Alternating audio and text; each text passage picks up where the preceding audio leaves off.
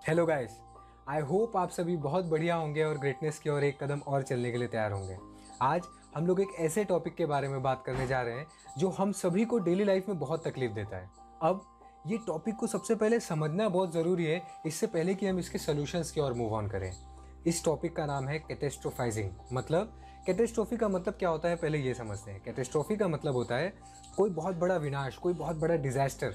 मतलब हमारे दिमाग में हम लोग इतनी बड़ी चीज़ें बनाने की कोशिश करने लगते हैं जो कि एक्चुअली वो एग्जिस्ट ही नहीं करती है। मतलब क्या होता है, कोई एक पर्टिकुलर इवेंट होता है और हम उसमें से जो वर्स्ट से वर्स्ट के सिनेरियो हो सकता है, हमारे थॉट्स के जरिए उसको डिडक्ट करने की कोशिश करने लगते हैं। अब इसके तो बहुत सारे डिसएडवांटेजेस हैं, आप सभी ने डेली लाइफ में महसूस भी किए होंगे। लेकिन सबसे पहले मैं आपको एक छोटी सी कहानी सुनाना चाहता हूँ ताकि आप सब इस चीज़ से रिलेट कर लें कि एक्चुअल में होता कैसे है। एक बार क्या होता है, एक आदमी एक जंगल से जा रहा होता है अपनी कार लेके। उतने में थोड़ा आगे जाने के बाद उसकी कार पंचर हो जाती है। बीच जंगल में बिल्कुल अंधेरा है, रात है। उतने में उसको दूर में एक लाइट जलती हुई दिखती है। अब उसको लगता है कि शायद ये एक किसान का घर है।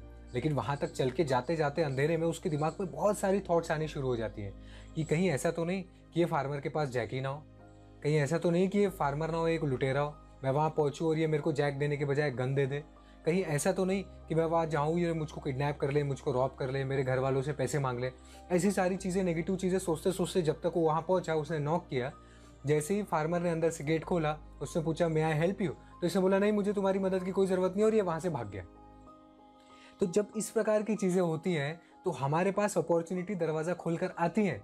लेकिन क्योंकि हम लगातार कैटेस्ट्रोफाइज करते रहते हैं, मतलब नेगेटिव थॉट्स के बंडल में फंसते चले जाते हैं, इस कारण से हम उन अपॉर्चुनिटीज़ को कभी नहीं सीख कर पाते। वो किसी भी चीज़ में हो, चाहे रिलेशनशिप में हो, चाहे फ्रेंड्स में हो, चाहे आपके ऑफिस कल्चर में हो, चाहे आपके एजुकेशन में हो, किसी भी चीज़ में, जिस भी चीज़ के प्रति आप काम करने की कोशिश कर रहे हैं, जो भी आपका गोल है, आपका डिज़ायर है, आपको कैटेस्ट्रोफाइजिंग उसके पास तक नहीं जाने देगा, क्योंकि आप नेगेटिव थॉट्स के बंडल में फंसते चले जाएंगे। अब इसके सबसे बड़े बड़े डिसएडवांटेजेस क्या है, सबसे पहले हम इस पे फोकस करते हैं। सबसे पहला और जो सबसे बेसिक डिसएडवांटेज है वो ये है कि हम लोग लगातार ना अनमोटिवेटेड फील करते हैं। ऑब्वियसली इसमें तो कोई बहुत ज़्यादा हमको डिस्कशन करने की ज़रूरत भी नहीं है। अनमोटिवेटेड क्यों फील करते हैं? क्योंकि जिस भी गोल के लिए हम काम करना चाह रहे हैं उसका हम वो पर्सपेक्टिव देखने के बजाय हम एक नेगेटिव पर्सपेक्टिव देख रहे हैं। तो ऑब्वियसली यहाँ फोकस ज़्यादा है, यहाँ फोकस कम है, तो हम लोग ऑब्वियसली डिमोटिवेटेड रहेंगे। हमारा गोल ही हमको क्लियरली दिखाई नहीं देगा, क्योंकि हमारे थॉट्स कहीं और फंसे हुए हैं। दूसरा जो सबसे बड़ा डिसएडवांटेज है वो ये है कि लगातार जो आदमी नेगेटिव थॉट्स के बंडल में फंसता चला जाता है, उसका कॉर्टिसोल लेवल, मतलब जो कि एक स्ट्रेस हार्मोन है, ये बहुत हाई लेवल पे बढ़ता चला जाता है। और जो उसका सेरोटोनिन और एंडोर्फिन लेवल है वो लगातार कम होते जाता है। मतलब उसको हैप्पीनेस, मोटिवेशन, ये सारी चीज़ें कम महसूस होने लगती हैं। और ऑब्वियसली अगर ये सारी चीज़ें लगातार होती रही तो ये आपको डिप्रेशन और एंग्जाइटी के ओर लेके जाता चला जाएगा। और तीसरा और जो सबसे हार्मफुल मुझको लगता है चीज़ है, जो आपको कैटेस्ट्रोफाइजिंग बिल्कुल नीचे लेके चले जाएगी, वो ये है कि आप जो चीज़ें करना चाह रहे थे आप उनसे पूरी तरह से डिस्ट्रैक्ट हो जाएंगे। और जो भी आप आगे कर रहे हैं उसमें आप सिर्फ खराब खराब चीज़ों को और ज़्यादा खराब बनाते चले जाएंगे, और ऑब्वियसली आप वहाँ तक रीच नहीं करेंगे। सबसे सिंपल बात समझने वाली ये है कि जितना आप नेगेटिव करते चले जाएंगे, जितना आप नेगेटिव सोचते चले जाएंगे, उस अकॉर्डिंग आपके एक्शंस होंगे और उस अकॉर्डिंग आपके रिजल्ट्स होंगे। तो ऐसा सोचते रहने से आपको कोई फ़ायदा नहीं, सिर्फ नुकसान ही नुकसान होना है। अब ये चीज़ें तो बहुत हमने समझ ली। सबसे इंपॉर्टेंट ये समझना है कि ये हमको होता क्यों है, क्योंकि अगर हमको वाई पता चल गया कि हमारे साथ क्यों हो रहा है तो हम उसके सोल्यूशंस पर और आसानी से जा सकेंगे। तो सबसे पहली चीज़ जो मुझको लगती है जिसके कारण ये होता है वो है हमारा मेंटल कंडीशनिंग। मतलब हम लोग बचपन से या हमारे पेरेंट्स के ज़रिए, हमारे टीचर्स के ज़रिए, हमारे दोस्तों के ज़रिए या हम खुद के ज़रिए हम लोग हर छोटी चीज़ को बड़ा बनाते हैं। मैं एक आपको एग्जांपल देता हूँ, शायद हर इंडियन रिलेट करेगा इस एग्जांपल से। अगर तुम ये वाली टेस्ट में पास नहीं हुए तो तुमको रिक्शा चलाना पड़ेगा, तुमको पान ठेले पे बैठना पड़ेगा। तो अब ये क्या हुआ, सिर्फ एक टेस्ट को हमारे पेरेंट्स ने, टीचर्स ने, हमने खुद ने, हमारे दोस्तों ने इतना बड़ा बना दिया कि सिर्फ अगर मैं वो टेस्ट में फेल हो गया तो आज मेरे को रिक्शा चलाना पड़ेगा आगे जाके। तो अब ये क्या हुआ, ये भी तो एक तरीके से वही हुआ। तो इससे हमको ये देखना है कि अब जो पुरानी चीज़ें हमारे साथ मेंटल कंडीशनिंग हो गई थी उसको तो शायद हम चुटकियों में ठीक ना कर सकें, लेकिन आज मेरे आसपास जो एनवायरनमेंट है उसको मैं किस तरह से धीरे धीरे ऐसा बना सकता हूँ कि वो मेरे गोल्स के अनुकूल रहे। मतलब वो ऐसा रहे कि वो मुझको गोल्स के और तरफ लेके जाए, बल्कि उससे दूर ना लेके जाए। कोई भी ऐसा व्यक्ति जो आपको डिस्करेज कर रहा है, अननेसेसरीली आपको नेगेटिव रास्ता बता रहा है आपके गोल के लिए, या आपको वहाँ से डिस्ट्रैक्ट करने की कोशिश कर रहा है, आपको वो तुरंत रियलाइज़ करना है और आपको उस एनवायरनमेंट से दूर भागना है। ऐसे दोस्त बनाने हैं, ऐसे मेंटोर्स ढूंढने हैं, पेरेंट्स को भी ऐसी चीज़ें समझानी है ताकि आप अपने गोल की ओर बढ़ते चले जाएं। और दूसरा और जो सबसे इंपॉर्टेंट फैक्टर है वो ये है कि हमारा दिमाग का काम ही है इस चीज़ को करना। मैं समझाता हूँ कैसे। सबसे पहले आप इमेजिन कीजिए, आज तो हम लोग एक बहुत डेवलप्ड सोसाइटी में रहते हैं। पहले जब हम लोग जंगलों में रहा करते थे तब हमारे दिमाग का सिर्फ एक पर्पस होता था, वो ये कि इसको किसी तरह से सरवाइव करवाना है हमको, मतलब उसको, इस बॉडी को किसी तरह से जिंदा रखना है। अब रात को सोते समय भी सिर्फ सोने के लिए उसको कितनी चीज़ें दिमाग को कैलकुलेट करनी पड़ती थी। सोचिए कि कहीं कोई जानवर तो नहीं आ जाएगा, कहीं कोई कीड़ा तो नहीं काट लेगा, रात को सोऊंगा तो कहीं दूसरे ट्राइब का कोई आदमी मुझ पे आके अटैक तो नहीं कर देगा इस एरिया को कब्जा करने के लिए। तो दिमाग हर वर्स्ट के सिनेरियो को कैलकुलेट करता था और उस वर्स्ट सिनेरियो के लिए वो तैयार होकर अपने सोने की जगह ढूंढता था। वो उसको सर्वाइवल के लिए मदद करती थी। आज भी ऐसा ही होता है कि जब भी हमको किसी भी प्रकार की कोई अनसर्टेनिटी या कोई ऐसी लगता है कि यहाँ पॉसिबिलिटी कम है, या हमको एम्बेरसमेंट हो जाएगा, या हम फंस जाएंगे, या हमको थ्रेट है किसी भी प्रकार का, मेरे बिलीव को, मेरे थॉट्स को, मेरे एक्शंस को किसी भी प्रकार का थ्रेट है, रिजेक्शन है, तो ऐसी सारी चीज़ों के लिए हमारे दिमाग हमको ऐसे एक्सक्यूजेज, ऐसे रीजंस, ऐसे थॉट्स देने लगता है जिसके कारण हम उन चीज़ों से और दूर भागने लगते हैं। तो अब क्योंकि दिमाग का काम ये है और मुझको ये पता चल गया है कि ये इस तरीके से काम करता है, तो अगली बार से जब भी ये काम करेगा तो क्या करना चाहिए, इसका सोल्यूशन मैं आगे आपको दोनों तरीके से बताऊंगा। एक लॉजिकल तरीके से, दूसरा काउंसलिंग में इस तरीके को कैसे यूज़ किया जा सकता है उस तरीके से भी। सबसे इंपॉर्टेंट चीज़ क्या है पता है समझने वाली, कि हमारा जो दिमाग है ना, वो हमको हर तरीका, हर रीज़न, हर एक्सक्यूज़ देने की कोशिश करता है कि हम हमारे गोल की तरफ ना जाए, क्योंकि उसमें एक फॉर्म ऑफ डिस्कम्फर्ट है। हम लोगों की जो मेंटल कंडीशनिंग है वो भी कहीं ना कहीं इस चीज़ में उसको सपोर्ट करने लगती है। तो अब हमको इनके सॉल्यूशंस की तरफ आ जाना चाहिए। सबसे पहला, सबसे इम्पॉर्टेंट और सबसे माने आरामदायक जो इस चीज़ में सोल्यूशन है वो है गुड स्लीप। आपको एटलीस्ट एवरेज में 7 आवर्स की अगर डीप स्लीप मिल रही है तो आप कैटेस्ट्रोफाइज कम से कम करेंगे, क्योंकि आपका दिमाग पूरी तरह से रेस्टेड है और अब आप कॉन्शियसली वहाँ पर एफर्ट डाल सकते हैं जहाँ चाहेंगे। वो भी कैसे करना है मैं आगे आपको बताता हूँ। उसके बाद आपको अनसर्टेनिटी को एक्सेप्ट करने की आदत डालनी है। मतलब अगर बहुत सारी सिचुएशंस लाइफ में ऐसी आएंगी जहाँ पर आपको बहुत सारी चीज़ें ऐसी करनी पड़ेंगी जो आपको अनसर्टेनिटी की ओर लेके जाएंगी, मतलब आप श्योर नहीं रहेंगे कि ये होगा या नहीं होगा। धीरे धीरे आपको एक्सेप्ट करना शुरू करना पड़ेगा कि हाँ, ये चीज़ें लाइफ में होंगी और मेरे को इनको धीरे धीरे यूज टू करना रहेगा। आपको खुद को ब्लफ नहीं करना है कि अगर मैं आज इसको टाल दूंगा तो मैं इस अनसर्टेनिटी से दूर हो जाऊंगा, बल्कि वो लगातार लाइफ में कहीं ना कहीं किसी न किसी रूप से आपके लाइफ में आएगी ही। इसको आपको एक्सेप्ट कर लेना है। क्या होता है, हम लोग करेज और फियर को बहुत वेगली डिफाइन करते हैं। एक्चुअली करेज की डेफिनेशन ये है, courage is not the absence of fear but the judgement that something else is more important than fear, so act on it. मतलब करेज ये नहीं है कि आपको डर ना लगे, डर तो सबको लगता है, गला तो सबका सूखता है, लेकिन करेज वो है कि डर होने के बावजूद आपको ये रियलाइजेशन रहे कि इस डर से भी इंपॉर्टेंट कोई चीज़ है जो मुझको करनी है, और फिर उसके लिए आपने एक्शन लेना। ये होता है करेज। अब सबसे इंपॉर्टेंट चीज़ समझने के लिए ये है कि धीरे धीरे धीरे धीरे ये जो करेज है ना, ये आपको बाय प्रैक्टिस आएगा। ये ऐसा नहीं है कि आपने कुछ एकदम से होने वाली चीज़ नहीं है। ये समझना बहुत ज़रूरी है और इस चीज़ को हम लोगों को मान लेना है। क्योंकि क्या होगा, ऐसे वीडियोस देखने के बाद आपको लगता है करेज आ जाएगा, करेज आ जाएगा, जल्दी आ गया है, बस हो गया, अब मैं कर लूँगा। लेकिन जैसे ही वो वीडियो का असर, नशा आपके पूरे दिमाग से, शरीर से उतर जाता है, वैसे ही आप वापस बैक टू स्क्वायर वन पहुँच जाते हैं।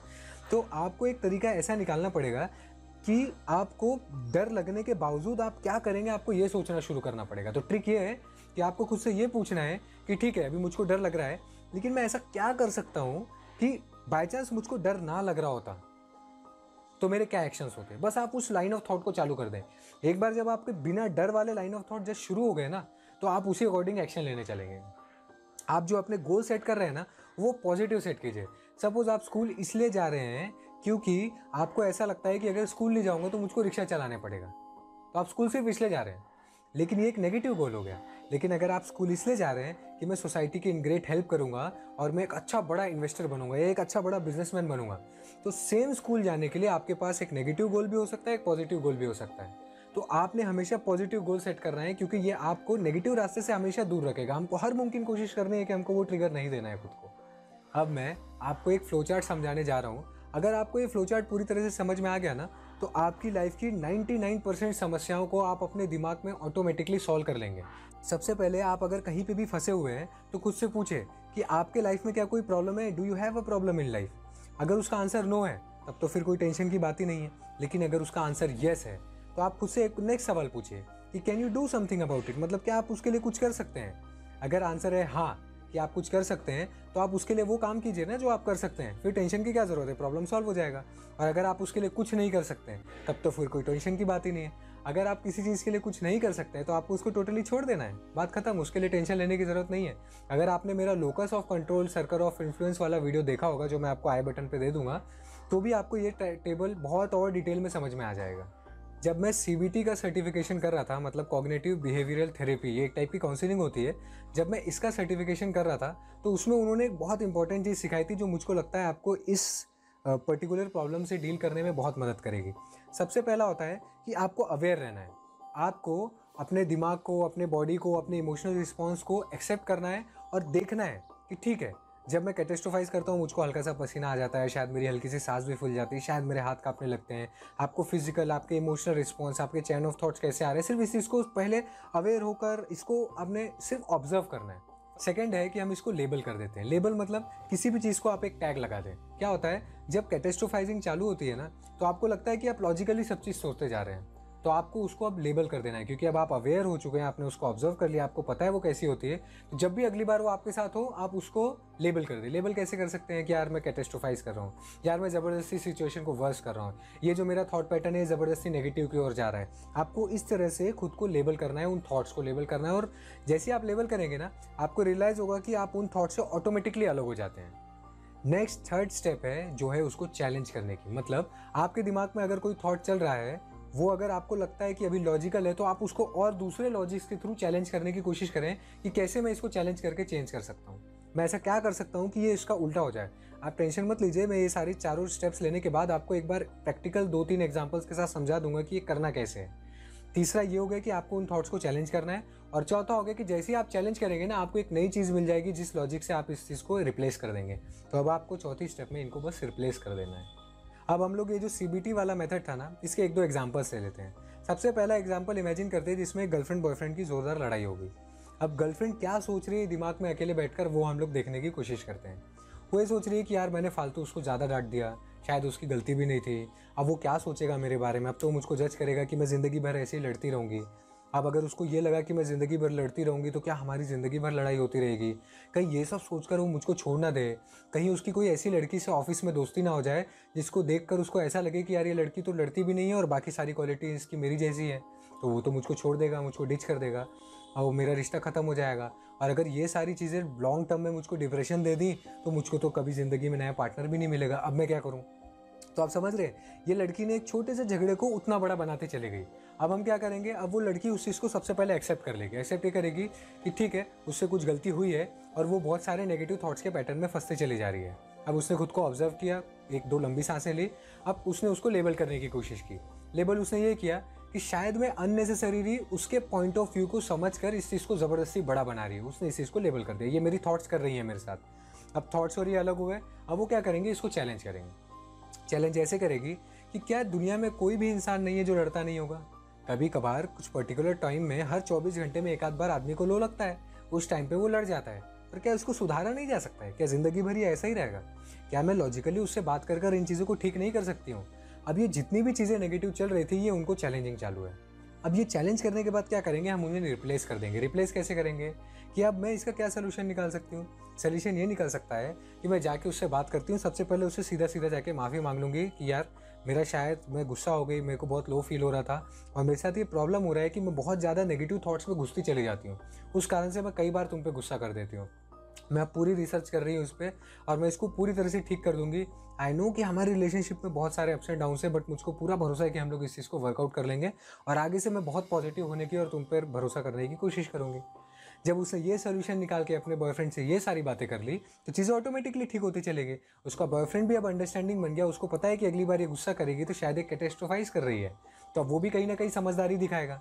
इससे रिलेशनशिप जो इसके मन में लग रहा था कि सारी चीज़ें खराब हो गई, और वो छोटी सी 2 मिनट के कन्वर्सेशन में सारी चीज़ें ठीक हो गई। अब हम लोग दूसरा एग्जाम्पल लेते हैं। अब ये इमेजिन कीजिए कि एक बंदे को एक रिपोर्ट दी गई है कि आपको ये रिपोर्ट टाइम पर सबमिट करनी है, चाहे वो कॉलेज की हो, स्कूल की हो या आपके ऑफिस की हो। तो अब वो उस चीज़ के लिए लेट हो गया किसी भी XYZ रीज़न से। तो अब वो ये दिमाग में सोच रहा है कि यार अगर मैं रिपोर्ट नहीं दूंगा ये टाइम पर, तो ऐसा हो सकता है कि टीचर मुझको क्लास से निकाल दे या बॉस मुझको जॉब से निकाल दे। जॉब से निकाल देगा तो मेरी पूरी इमेज ख़राब हो जाएगी, उसने मुझको नेगेटिव रिपोर्ट दे के दे दिया तो मेरे ऊपर जो लोन्स है उनको मैं कैसे चुकाऊंगा। अगर वैसा हो गया, नेगेटिव रिपोर्ट रही, तो मुझको शायद आगे जॉब भी ना मिले, या जॉब मिले तो बहुत कम पैसों की मिले। अब मैं कैसे सर्वाइव करूँगा, यहाँ से तो मरने के अलावा कोई ऑप्शन नहीं है। ये देखा आपने, एक छोटी सी रिपोर्ट को ना सबमिट करने के लिए उसने कितने सारे नेगेटिव रास्ते निकाल लिए। अब हम लोग इसको एक्सेप्ट करेंगे, इसको लेबर करेंगे। लेबर ये करेंगे कि मैं इस सिचुएशन को बहुत ज़्यादा एग्जेगरेट कर रहा हूँ। अब हम लोग थर्ड स्टेप पे आ जाएंगे। थर्ड स्टेप ये है कि हमको अब इसको चैलेंज करना है। चैलेंज ये कर रहे हैं कि क्या पूरे ऑफिस में आज तक कोई भी ऐसा नहीं है जिसने टाइम पे रिपोर्ट सबमिट नहीं की है, और क्या अभी मेरे पास इतना समय नहीं बचा है, शायद सपोज उसके पास 1 या 2 दिन का समय है, लेकिन इस रिपोर्ट को एक्चुअली 1 हफ्ता लगता है। तो क्या सही में इसको 1-2 दिन में अगर मैं जोर लगाऊँ और पूरा फोकस इसमें करूँ, कोई टीवी, कोई मोबाइल, कोई कुछ नहीं, पूरा फोकस इस रिपोर्ट पे करूँ, तो काफ़ी हद तक क्या मैं इसको कंप्लीट करके सर से 1 आध दिन का समय मांग सकता हूँ? अगर वो भी पॉसिबल नहीं है तो क्या मैं किसी ऐसे दोस्त की मदद ले सकता हूँ जो मुझको मदद कर दे और रिटर्न में मैं उसको कभी मदद कर दूँ जब वो फंसा हुआ? तो अब इस तरह से चैलेंज करने के बाद वो एक लॉजिकल सोल्यूशन निकालेगा कि मेरा एक ऑफिस कलीग है जिसको मैंने एक टाइम पे मदद किया था, आज मैं उससे मदद मांग लेता हूँ, वो मेरी मदद कर देगा, और अगली बार से मैं पूरी तरह से ध्यान रखूंगा कि मैं इस चीज़ को टाइम पे हमेशा सबमिट कर दूँ। तो ये तरीके से उसने एक छोटी सी प्रॉब्लम को जो बड़ा बना दिया था, वो वापस बड़ी प्रॉब्लम अब छोटी हो गई, क्योंकि उसने प्रैक्टिकल सोल्यूशंस पर फोकस करना चालू किया instead of focusing on chain of negative thoughts. तो आई होप कि आपके आज के जो डिस्कशन हमने किया है, इसमें आपको बहुत सारी चीज़ें समझ में आई होंगी। ये जो नेगेटिव थॉट पैटर्न का खेल है ना, ये बहुत खतरनाक है। जितनी जल्दी आप इन चीज़ों को, जितनी भी चीज़ें हमने आज वीडियो में डिस्कस की हैं, ये चीज़ों को अप्लाई करना शुरू कर देंगे, उतना अच्छा होगा। अब आप में से बहुत सारे लोगों को ये भी लग रहा होगा कि बहुत सारी जो डिस्कस की हैं ये प्रैक्टिकल नहीं है। अब मैं आपको एक सिंपल सा लॉजिक देना चाहता हूँ कि जब भी हम लोग दिमाग में खुद से बात कर रहे हैं तो 2 प्रकार की बात होती है। एक होती है पेप टॉक, मतलब जो मोटिवेशनल टॉक होती है, और दूसरी होती है फियर टॉक। मुझको ये बताइए, जब फियर टॉक हम लोग खुद से कर रहे हैं हमारे दिमाग में, तो क्या हमको ऐसी रिस्पॉन्सिबिलिटी नहीं लेनी चाहिए कि जो पेप टॉक है वो भी हमारे दिमाग में हम करना शुरू कर दें? तो ये जितने भी तरीके थे, ये वो तरीके थे जिन तरीकों से आप अपने दिमाग के टूल्स को यूज़ करके आप पेप टॉक कर सकें, खुद को मोटिवेट कर सकें, खुद के दिमाग के थॉट पैटर्न्स को चेंज कर सकें। तो आई होप कि आपने जितनी भी चीज़ें सीखी होंगी आप उनको ज़रूर अपनी लाइफ में अप्लाई करेंगे। Application is the key. जितनी चीज़ें आप ये अप्लाई करते चले जाएंगे, उतना आप गए लाइफ में ग्रो होते चले जाएंगे, वरना ये हर वो वीडियो की तरह बन जाएगा जो आपने बहुत सारे देखे हुए हैं। तो हम लोग मिलते हैं नेक्स्ट वीक किसी ऐसे ही बहुत बढ़िया वीडियो के साथ। अगर आप लोग पर्सनली मुझसे काउंसलिंग में बात करना चाहते हैं तो मेरा जो फर्स्ट सेशन है वो फ्री होता है हमेशा। तो आप नीचे दिए हुए नंबर पर कॉल कर सकते हैं, या डिस्क्रिप्शन में एक लिंक डला हुआ है, उस पर क्लिक कर आप वहाँ फॉर्म फिल करके भी मुझसे बात कर सकते हैं। तो आई होप आपने बहुत सी चीज़ें सीखी होंगे। मिलते हैं नेक्स्ट वीक किसी और वीडियो के साथ। तब तक के लिए stay tuned and let's make the greatness common.